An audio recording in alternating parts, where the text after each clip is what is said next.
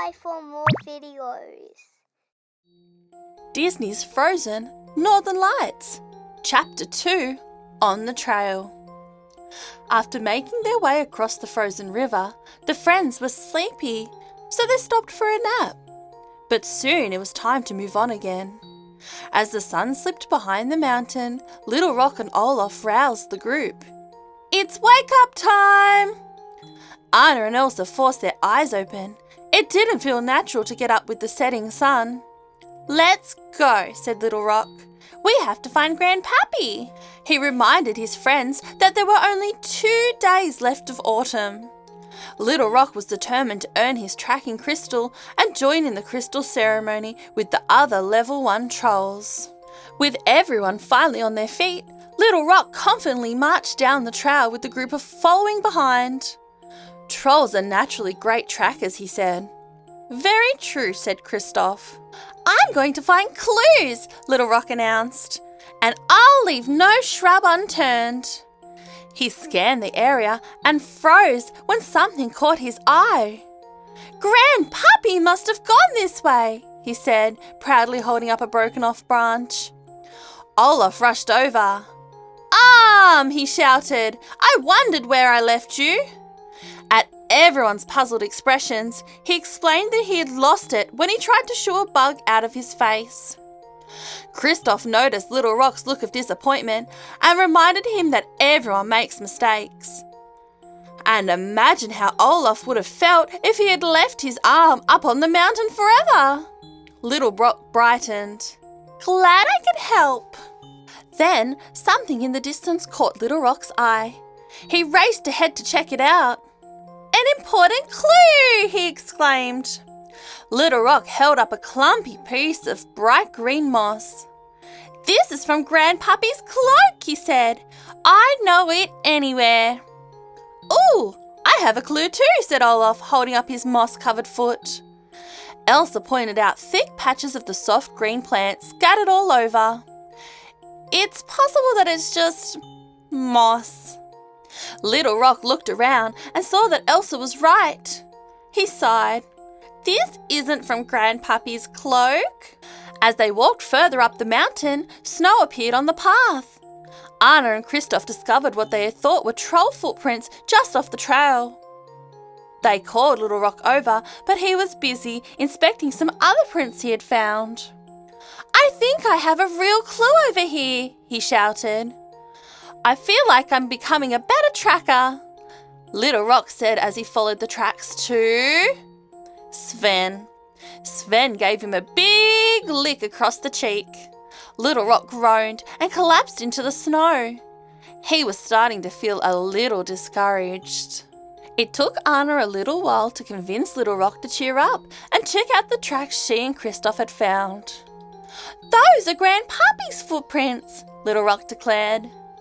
They followed the prints higher and higher up the mountain, but when they made it to the very top, the tracks stopped. Little Rock began to imagine what might have happened to Grandpappy. "A giant bird might have carried him off," he said frantically. "Or maybe a squirrel thought that he was a delicious nut." Little Rock spun around nervously. "Or a swarm of angry butterflies could have just gobbled him up." Kristoff tried to calm Little Rock down. "There are no birds strong enough to pick up Grandpappy," he said. "Squirrels are friendly towards trolls, and butterflies, even when they're angry, prefer flowers." Little Rock giggled. He realised he was being silly. But now Anna looked worried. A dark cloud in the sky was getting bigger by the second, and it had started to snow. Little Rock offered to find shelter. "No!" everyone shouted. They were afraid he'd run off and get lost. When the snow began to fall harder, Elsa got to work. Elsa waved her arms and a beautiful ice shelter appeared nearby. The friends hurried to gather inside the magical icy dome. "We may be here for a little while," said Kristoff as he settled down in the cozy shelter. "How about another story?" said Little Rock. "Anyone have one to share?" Olaf raised his twig arms excitedly. "This storm reminds me of a story I know, and it's about the Northern Lights. Do you want to hear it?" Everyone agreed that it was the perfect time for Olaf to tell his story. On a very cold, very snowy night, Olaf began, Elsa built me with her magic. I remember saying, I'm Olaf and I like warm hugs. Then I went exploring and I ran so fast that I tumbled all over the place. I lost my head and my middle. Everything was swirling around and around. I loved it. And some of my parts collected things along the way. 2 branches got stuck in my middle. Olaf waved his arms. They became my arms. And my body picked up these little round things. Buttons. And a few twigs were in my head. Hello, hairs. What about your nose? Asked Little Rock. That came later. From Anna, Olaf said. So anyway, when I got to the bottom, I had to work out where everything went. And when I was putting my final part in the right place, bright lights suddenly appeared in the sky. The Northern Lights, cried Little Rock. Yes, said Olaf. How did you know? Little Rock giggled. They were green and wiggling and growing. I watched them all night and felt so happy to be a part of such a beautiful world. Wow, said Little Rock. The Northern Lights shine on so many important things. All at once, they noticed that the wind had stopped. Olaf looked outside the shelter and saw that the storm had passed. The mountain was now covered in a fresh layer of thick, deep snow. Little Rock immediately started digging. I'm trying to uncover Grandpappy's footprints, he explained. Kristoff reminded him that the prints had stopped. Maybe Grandpappy had went down the mountain, offered Elsa. They all gazed over the steep drop, wondering how they could get down. Little Rock grinned. He had an idea. Remember your story, Olaf, he asked. Maybe we could do that. Olaf nodded, then leapt over the side and began tumbling down. Little Rock rolled into a ball and followed him. Elsa peered over the ledge after them and gave a nod.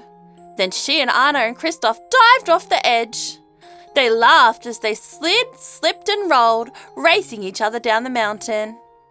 When they reached the bottom, Little Rock thanked Olaf for giving him the idea from his story. Olaf, he said, you deserve to carry my snow crystal. Olaf gasped. He couldn't believe he was receiving such an honour. Kristoff smiled proudly at Little Rock. That was very observant of you, Little Rock, he said. You realised that Olaf's story was a good way to get down the steep mountain. Little Rock grinned. It felt great to have actually done something right. He knew he was ready for whatever came next. Okay, friends, don't forget to like and subscribe. Ready for Chapter 3. Bye. Mama! Annie! Playtime! Please subscribe for more videos.